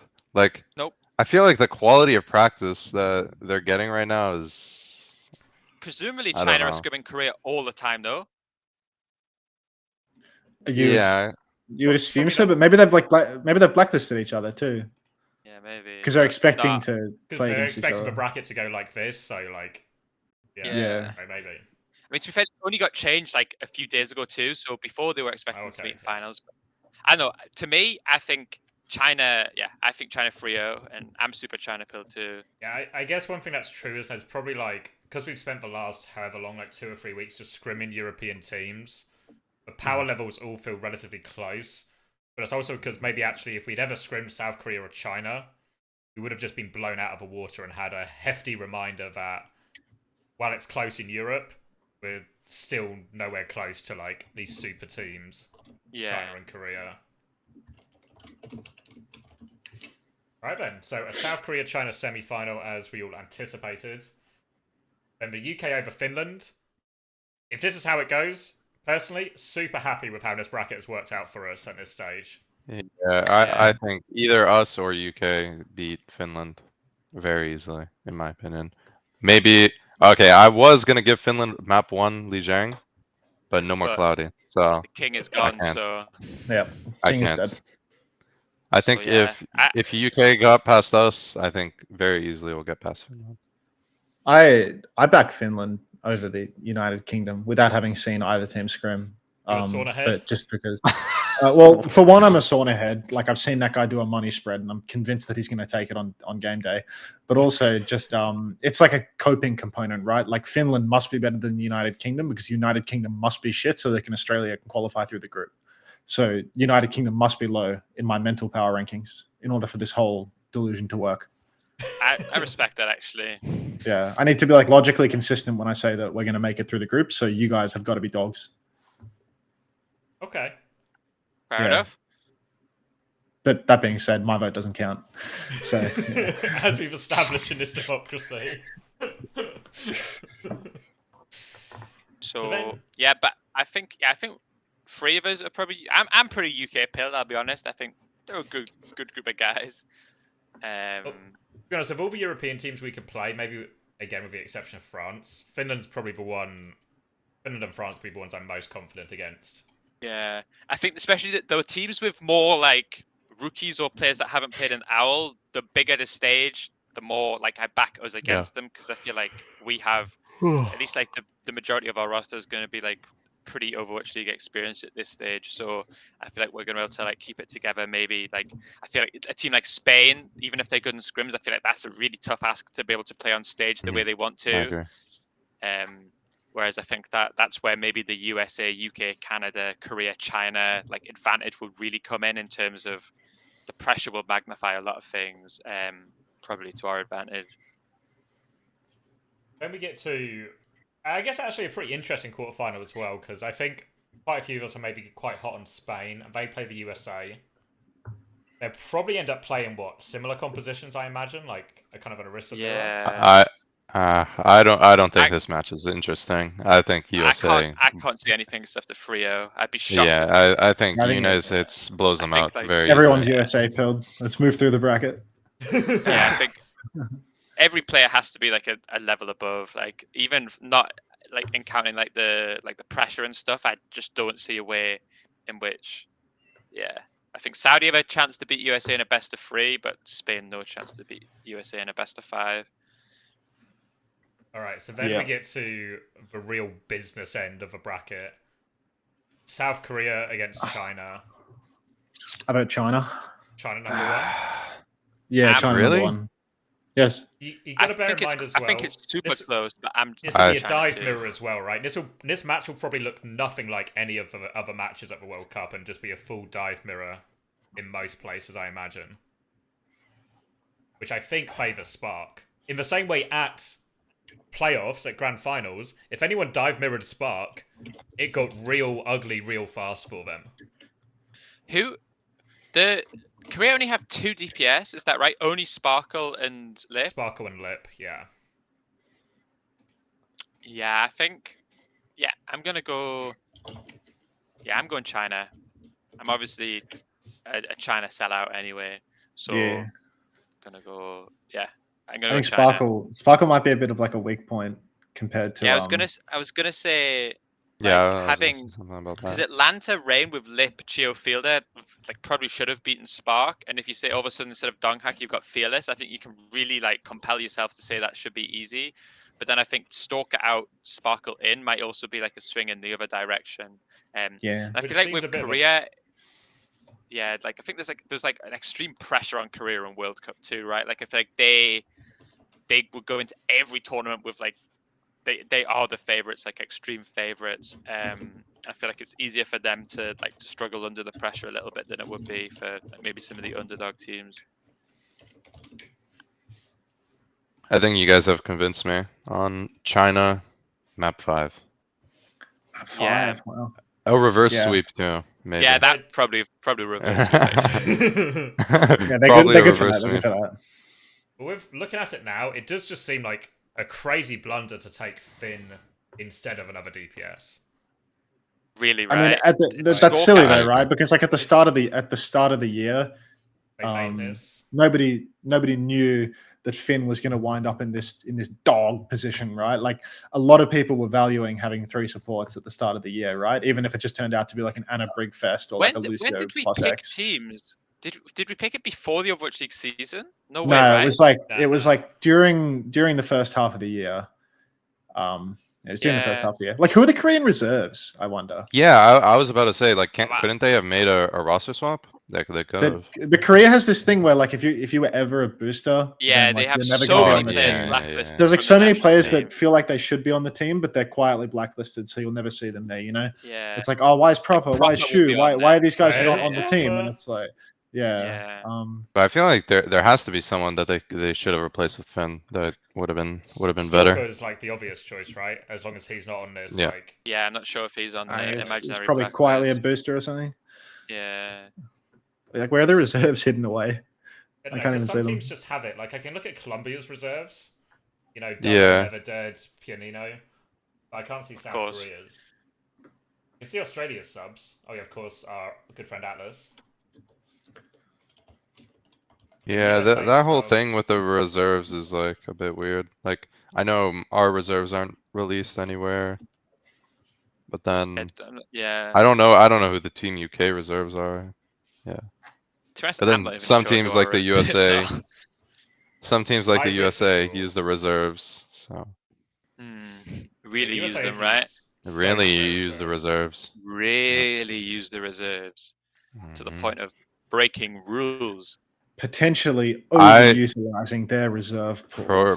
Potentially overusing it. Yep. Mm. Oh, gee. I mean, We got that out I don't there. know. I think having OG instead of Dante is the right move. Like, I don't really see where Dante fits into this. Oh yeah, I roster. think it's definitely the right move, but is I it an think it's the right appropriate move a week before the tournament? When the only you, way that you Is it could rule possibly breaking? make a roster I don't know. substitution like that is if you were American, so the travel wouldn't cost you much money. Yeah. True. Out of interest, Unter, would you kick Dante in a hypothetical situation? I don't think I could ever see a universe where I would kick Dante from a team that I'm on, personally. I feel like that would just be Oh my be God. crazy talk, because surely there would be some sort of like a karmic bill to foot if you were to ever do that, right? So if you were to ever kick Dante, you'd be ready to pay a seriously heavy price for doing that, right? He's one of those like astrally protected players, so would not recommend kicking that guy. Like, really tread lightly when it comes to removing Dante from your active roster, fellas. Understood. Return the slap, guys. Don't fucking kick Dante. Oh my god. Jesus. So, in conclusion, then, we're all China pilled. We're all China pilled, and we're all Dante pilled. That's it. Yeah. Yeah. Two of the biggest superpowers And then, on the planet. and right then the now. United Kingdom is getting crushed in this group. Like, oh, we're getting crushed. I want to say we're not getting crushed. I think it's a dogfight. Yeah, delusional.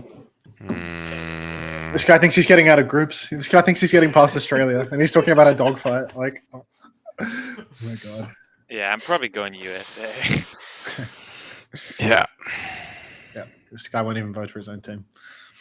You have to put in the third place match. Actual beta mentality right there. Korea versus UK. Probably also. Yeah, I think Korea.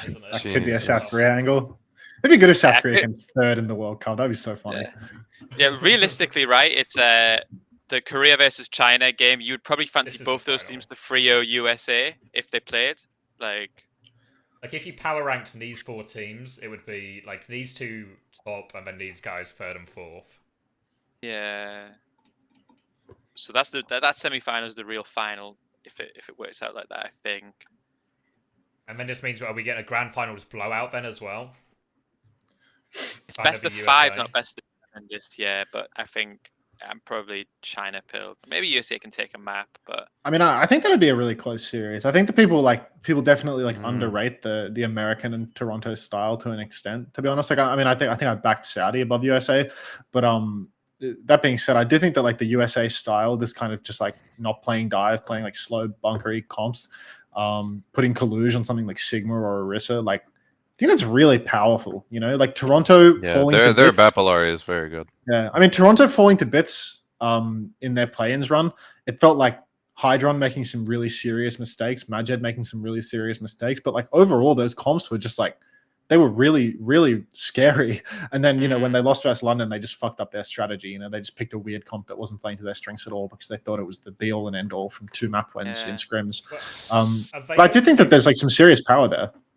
Are they going to play Florida comps essentially from playoffs or something in that, like the Bat, Brig, Bastion, Sigma kind of anti-dive thing? Wouldn't that be the angle they take? I mean, that's my assumption. Yeah. Because then that becomes I think it becomes like a problem that Spark didn't really do that well against. Yeah, it's true. Did someone play that against Spark? Like, I don't even. I think That's what Spark happened in- dismantled Dallas when Houston, they played that right? sort of stuff, right? Yeah, Houston. it was just Houston that they lost to, right? In the right before. 3-0'd them, right?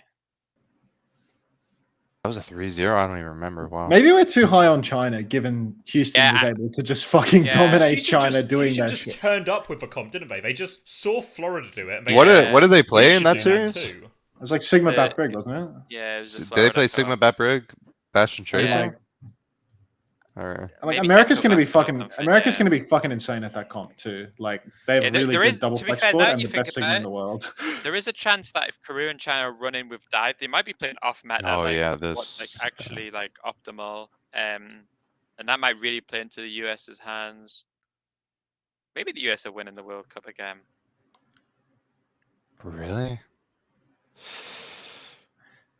We need I to feel see so American much- disappointment. I Gushue feel- went Sigma? Wow. Yeah. This is is a I rough feel like match.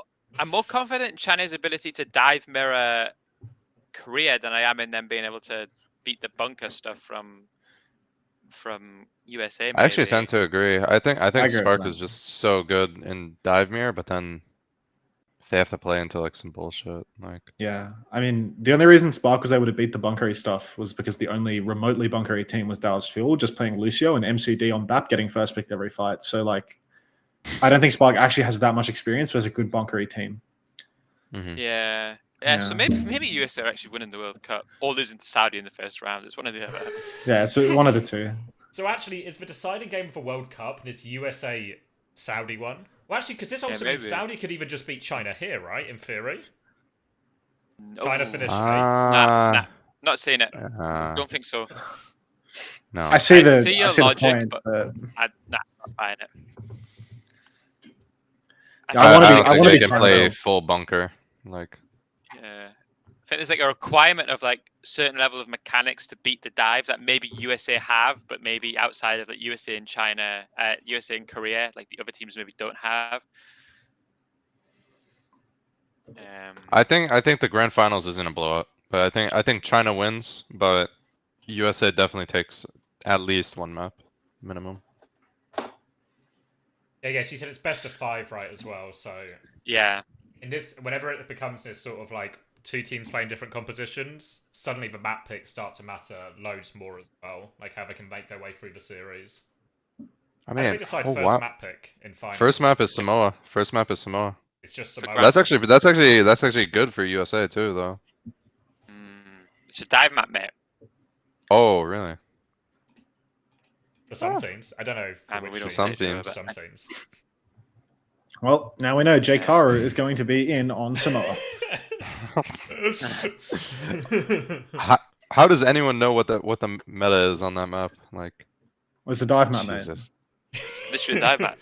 Oh Whichever my comp you god. win with first is that type of map. Okay. Yeah. So who's winning grand finals then? China? I think China wins, but China USA all the has way. If China- serious chance It's- on first map and whatever they pick second.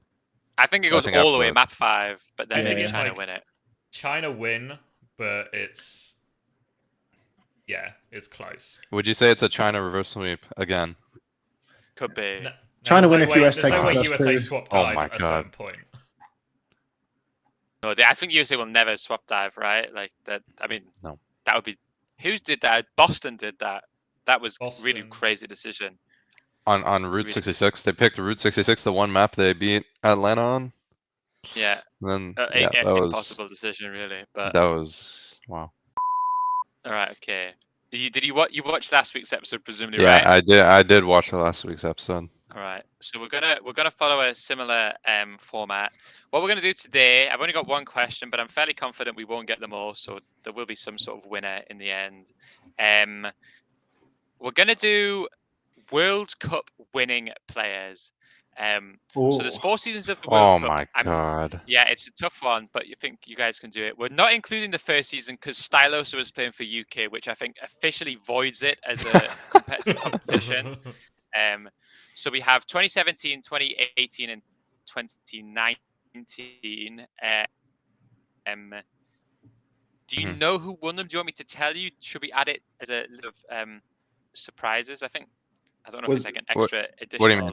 bit of the Like quiz. the countries that won it. It was like The countries it was Korea, Okay. Korea, and then USA, right? 2017, 2018, 2019. Yeah, okay, you got that. Yeah.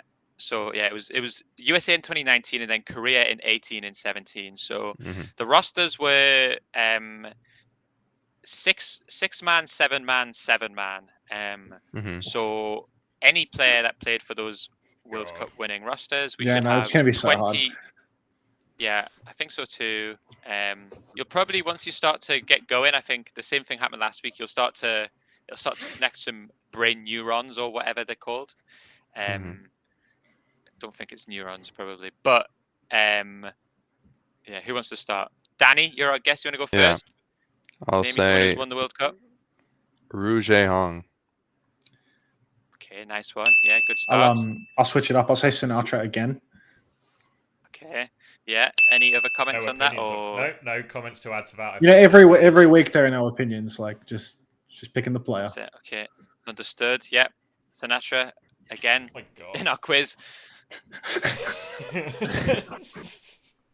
Are you only part of the two time. quiz? Say again. Oh, are you part of the quiz, Chris, or is it only No, us there? Oh, okay, you're the host. I have the answers Okay. right Bren, here. quiz so- master. Yeah. Okay. Yeah. I'm really struggling. Super. Super. Yeah. Okay. Good. It's actually exactly what we said last week. Okay, wait. I need to think of the strategy here. Do I just take all the easy ones first? You're Uh, strategizing in the quiz, dude. Like, get a fucking life. Just say a name. Okay. You can Raucous. strategize for the quiz, but you can't strategize Ilias. Raucous. Yeah. Ding ding. Moth. I was gonna say Yeah. Moth. Ding ding. Oh, we're really chalking off these American players quick, eh? Dude, who the fuck was that off? Yeah, use the Yeah, easy ones first. Some of these are tough. Some of these remaining US players. No. I have to just. I don't even know. The problem with South Korea is so many people could have been on that team. It's true. Just pull a name Only out of a some of hat. them mate. were. I'm Like, just gonna. Yeah, I might be an early bar for this one, but it was Mano was on the team. Yeah, he's won a World Cup. I'll say space. Yep. oh, I know that guy. Corey. Yep. Good. I was thinking Corey actually. I'm just taking your thinks every time. Like, Yeah. Unlucky. Let's see. I guess I'll go Korea again, and then who would it have been? Surely it was Lee Jae-gong at one of these years. no. Is it Wrong. Too early. No. Too No. early. Way too early. Fucking- Way too early. No. Orient yourself in space and time, dude. That guy was playing on fucking Runaway and then Vancouver Titans. Like, actually, not Vancouver even. Oh yeah. Yeah, no, he was like the later generation Runaway, maybe. So I think by the rules that means X is eliminated from the Really? quiz. Oh, he's If you dead. get the so. answer, It's actually the Okay. first time I mean, I was anyone's thinking ever we been could just- eliminated. Yeah, I was thinking we could do it where we just keep going round. I don't know if it's better to eliminate or to just keep going round. If it's wrong, it's wrong. Because But we're scoring it each time, right? So then obviously my Yeah. penalty for losing is that I don't get to score. all right, he's Yeah. back in. He's alive. Welcome back. I'm just Okay. gonna keep getting wrong answers now. Okay. I'll say Toby wasn't said, right? Yes, not yet. Flower with a 3. Oh my Good, god. good. I was saving that one. He was saving one of the most Yeah. famous plays Yeah. in World Cup history. Like, yeah, good job, Okay. brother. It's So we- Sabiobi Not was in the famous. roster as well, right? Oh my Yeah, god. that's right. So we've made a really good dent in 2017, a really good dent in the US, and then that 2018 Korean team must have been the most forgettable group of guys ever. Just a fucking Mickey Mouse roster. Like, who are Yeah. these guys? Is it Danny's turn? Yeah. Wow. 2018. Who was the DPS on that? I'll say I'm we had scared. one- I'm scared because some of the players got swapped out. I remember. Like I think. Yeah, I don't know the law. Hey- I just know what's on Wikipedia. Oh my god. If it's on the list, it counts. Probably Dia, right? Yeah, go on, say Dan. Oh, not Dia.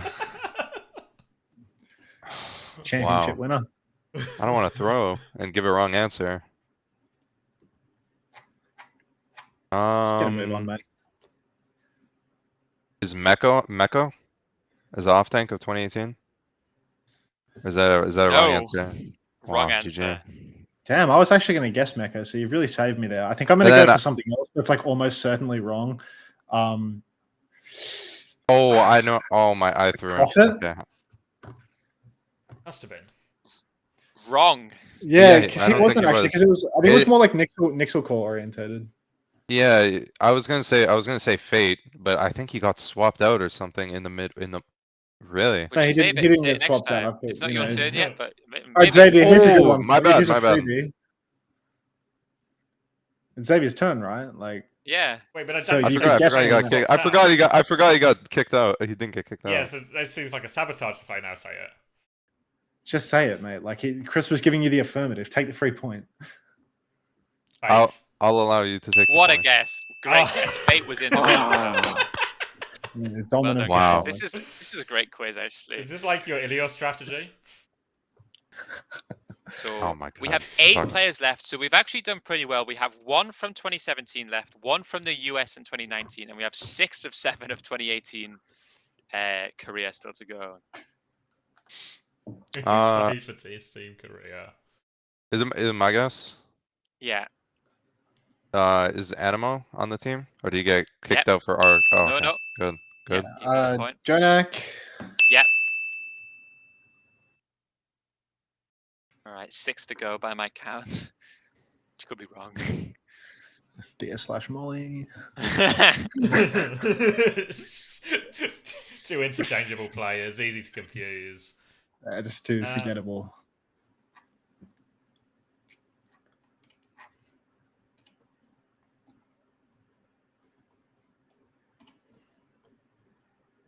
Fury? Yes, good guess. That's good. That's good. That was money. Good. So now we have. Okay, we'll go. I'll start to give hints as we get closer. I hope that there's no tie because I literally don't have a tiebreaker, and I don't want to end on a tie. But I'm gonna go for maybe wrong, but is it Nene as DPS? you are wrong. All right, I'll go for another maybe wrong. I'll go Libero. Yeah. Correct. Good Yeah, shout. it was Good Lib- shout. Yeah, Okay. that's what it was. Good Okay. shit, So Daniel. how many are left now from... So we have 1 tank from 2017. We have 2 DPS from Korea 2018, and we have 1 DPS from USA 2019. What? Who would they have taken? I think I've got it. Who would have taken Corey, Sinatra, and then a more traditional flex DPS, surely? Like... Oh, Chris I twisted think his the head. US I'm trying to one. read- I think we're never getting the US one. I think it's impossible we get it. I'd be Really? surprised if we get the Korea 2017, but I think you guys should get 2018 Korea DPS.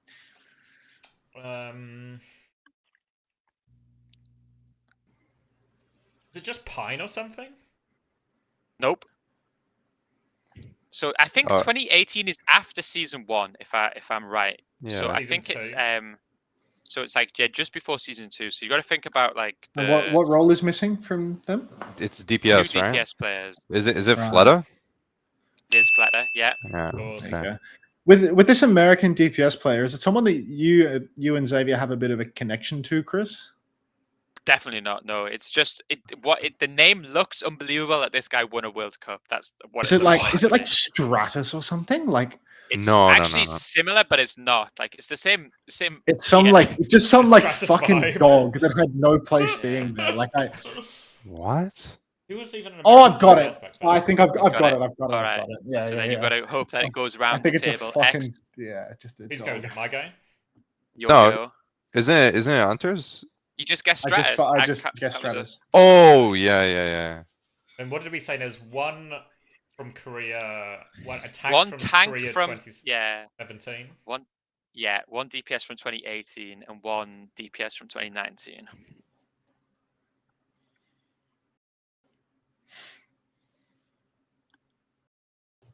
Was season 2? Was Choi playing in season 2? Did I say Choi Oben? Might be too early again. Nope. Too early, yeah. 2017 is before Overwatch League, so that's like the okay. backline. Yeah. Obviously, Ruji, Hung, and Toby. So that was like the era that we were in. Like the Lunatic High era. Yeah.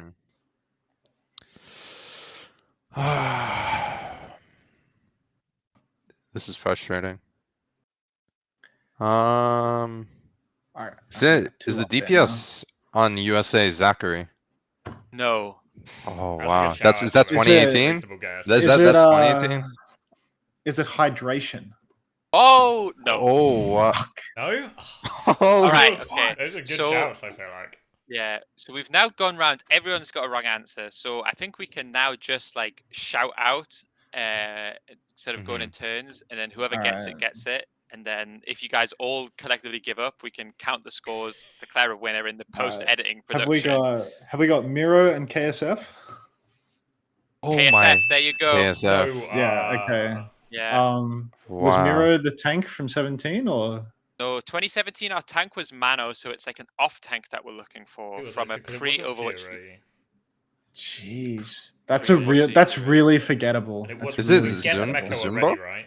It is. Nice, It Danny. fucking It is is. Zumba. There it Oh, is. of course, he was There on you that go. Soul There you Dynasty go. roster for first. Yeah, he was. And Yeah. now we're looking for Zumba. season 2 DPS players that were Yeah. not. Wait, is it just one person? Is that all we have left? One player, Who are the season current start of DPS? season Hits. 2 DPS. Is it? It's not Bert. Wait. Oh no. Dude was like halfway to saying bird ring. And, like, Yeah. I'm going to jump in and say Bird Ring. Nope. Damn. Because I'm pretty sure it's hit scan because the other one was Flutter. Yeah, we had Fletter and Libero's the other 2 DPS. So Yeah, it's got to be a hit Carpe scan. ever play for the Carpe? World Cup? Oh Carpe, yeah. he played 2 years in a row. Did Jayhawk Lee? Yeah. How could we forget one that guy? Terminally one mid. of- Terminally mid. No. Why did Yeah. Chris just look at it? Just look at him like that? How many Yeah, how many rings he got? Doesn't matter. He's my best mate, so I'm gonna Forget about it. And he's Fine, rich it. as fuck. Like, Yeah. So yeah, Carpe, one of the Nice few own players rings. to play 2 times for Korea. Mano played 2 times. Apart from that, everyone else pretty much only played once, if you don't include like the first season. But yeah, I don't know the scores. When we edit it, someone will have won. You So weren't let's just do it. scoring. What is the No, point of of being the quiz master if you don't even take the tally? Let's just, guys. Here's what we do. Let's just all do a round of applause, and Congratulations. then whoever won it, won it. And if it's a tie, it's a Congrats. tie. Don't expect much from the quiz. You know, it's just going to be a bit of fun, get some engagement going, a few comments about how awfully run it is. That's just the way that we do business here on Start some Uncoachable. propaganda about Dia. What a quiz. That was a good quiz. What a podcast. That was a good quiz. What a guest. I think it was a good The one. guest Aw, could have done thank you. better, to Enjoyed be today. honest. Yeah. No, I think Hattie did better, personally. Yeah, so if but, we had you know. to, we should probably keep this going where we rank the guests. We like. You ever see like Oh, Top no. Gear where they do like fastest time for the new guest? Yeah, Every time we yeah, get a new yeah. guest, we'll add them to the power ranking. So obviously Hattie was our first guest, puts in first place. Now we've got to add Danny Okay. alongside Hattie. Ah, Where are we going? Above, I- higher, or lower? that's up to you guys. I think Danny brought much Maybe more I should accessible take off my analysis. headphones. Yeah, I actually think this. I think this Danny episode was a better guest last than week. Hattie. Yeah, I think Danny was a better Yeah. guest than Hattie because there And wasn't no this carrots. London Spitfire circle jerk taking place in my ears. You're right. Where think 3 you're right. blokes were just trying to tell me how great London is all the time. So I think Danny is actually the best guest that we've Yeah. ever had on the show, which is I think it's saying so a too. lot. Thank you.